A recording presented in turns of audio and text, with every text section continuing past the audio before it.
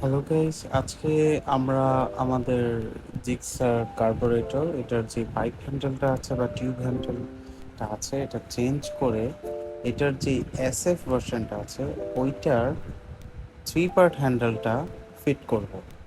তো এইখানে কথা হলো যে 3 পার্ট হ্যান্ডেলটা এটার মধ্যে লাগবে কিনা, বা লাগলেও পর্যাপ্ত পরিমাণে সাইড কিটে গ্যাপ থাকবে কিনা, বা চালাতে কোনো আনকমফোর্টেবল ফিল হবে কিনা, ওই বিষয়টা কাজ করে।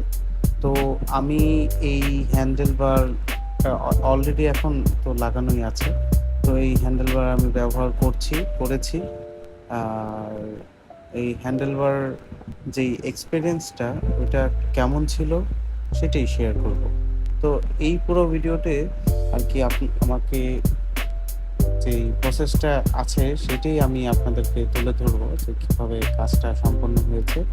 তো এইখানে একটা গ্যাপ থাকে যে জায়গায় এই ভিডিওর এই অংশে এই গ্যাপটা, ওই টিউবটা খুলে এই গ্যাপটার মধ্যে একটা হোল করা থাকে, তো ওই হোল অনুযায়ী বসাতে হয়। তো এটা অরিজিনাল এসএফ এর হ্যান্ডেল। এটা আমি সেকেন্ড হ্যান্ড কিনেছি 5,000 টাকা দিয়ে অনলাইন ফেসবুক মার্কেট প্লেস থেকে।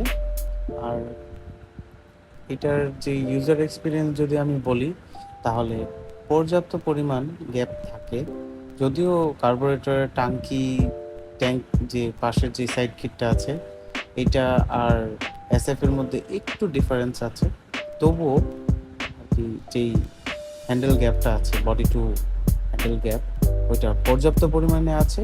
আর ইউজ করতে বা হ্যান্ডেল করতে কোনো প্রকার ডিসকমফোর্ট হয় না। আমি ইউজ করেছি, অনেক দিন ইউজ করেছি, মাসখানেক, প্রায় 2-4 মাস ইউজ করার পর আমি আমার এই যে জিক্সার কার্বোরেটর এটাকে এসএফ এ কনভার্ট করে ফেলি।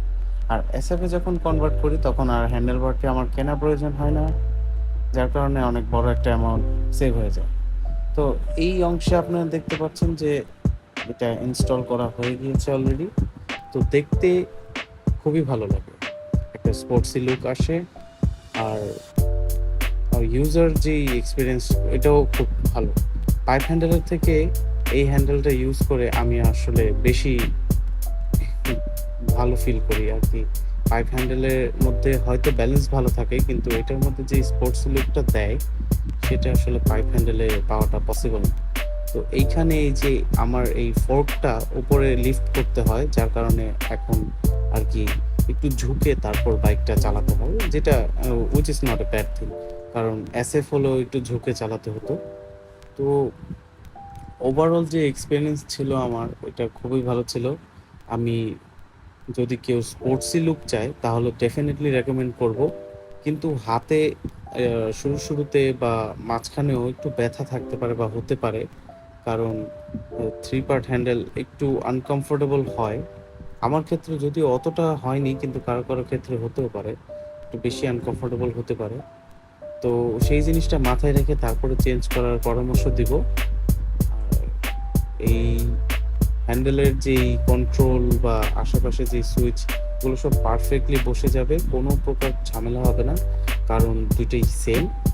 আর আপনারা চাইলে আপনাদের বাইকে আর একটু নেকেড বাইকটিকে আর একটু স্পোর্টসি লুক দিতে এই হ্যান্ডেলবার ইনস্টল করতে পারেন। তো ভিডিওর এই পর্যায়ে আমার কাজ প্রায় শেষ বললেই চলে।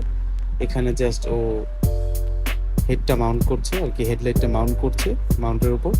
তো এই অংশের মধ্যে ও কাজ শেষ, ও জাস্ট একটা টেস্ট ড্রাইভ দিয়ে তারপর আমাদেরকে বাইকটা হ্যান্ড ওভার করে দেবে। তো বাইকে তেমন কোনো ঝামেলা হয়ইনি, সুন্দরভাবে জিনিসটা ফিট হয়ে গেছে, কোনো ঝালাই বা ওয়েল্ডিং বা কোনো টাইপের কাজ করতে হয়নি, এটা ন্যাচারালি বসে পড়ছে।